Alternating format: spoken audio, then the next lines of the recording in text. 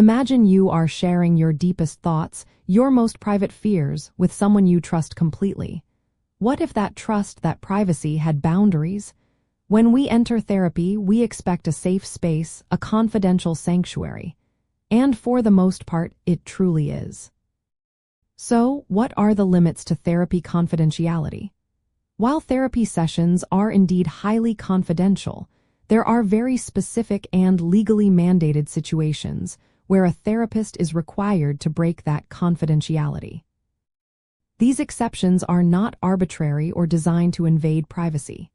Instead, they are carefully established legal and ethical obligations put in place primarily for safety and the protection of vulnerable individuals. Understanding these situations can actually strengthen your trust in the therapeutic process, knowing that your well-being and the well-being of others is always a top priority. First, a critical limit arises if a therapist believes you are at imminent risk of seriously harming yourself or taking your own life. In such serious circumstances, a therapist is legally and ethically obligated to act.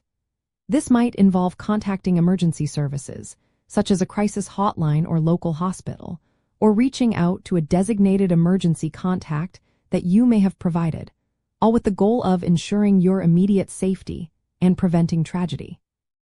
Second, if a therapist has a credible reason to believe you pose a serious and imminent threat of physical harm to another identifiable person, they have a legal duty to warn that potential victim and notify appropriate law enforcement agencies.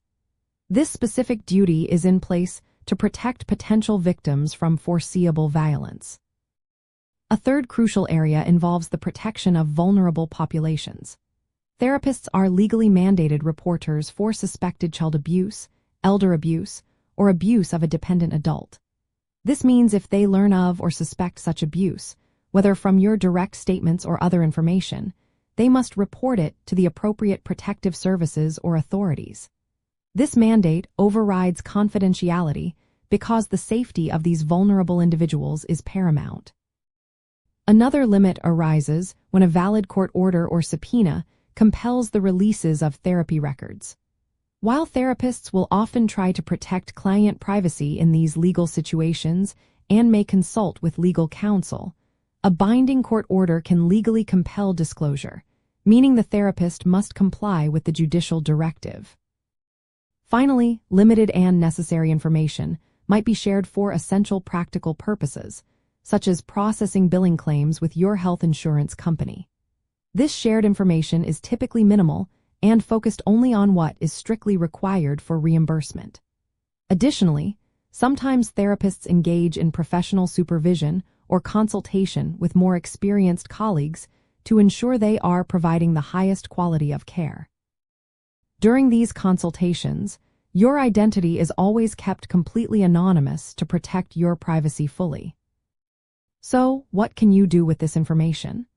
The best way to understand these limits for your specific situation is to openly discuss them with your therapist during your very first session. They should provide you with an informed consent document that clearly outlines their policies on confidentiality, including all exceptions. Reading this document carefully and asking any questions you have is an important step in building trust. It is important to know that therapists are not just allowed to discuss these limits. They are ethically and legally obligated to do so before therapy begins. This transparency ensures that you, the client, are fully aware of the boundaries of confidentiality, which ultimately strengthens the therapeutic relationship by fostering a foundation of honesty and understanding. These limits are not about breaching trust, but about upholding a higher standard of care and protecting lives. Understanding these carefully defined boundaries to confidentiality helps you feel more secure in sharing your experiences. It reassures you that while your therapist is committed to your privacy, they also prioritize safety above all else, creating a truly secure environment where genuine healing can begin.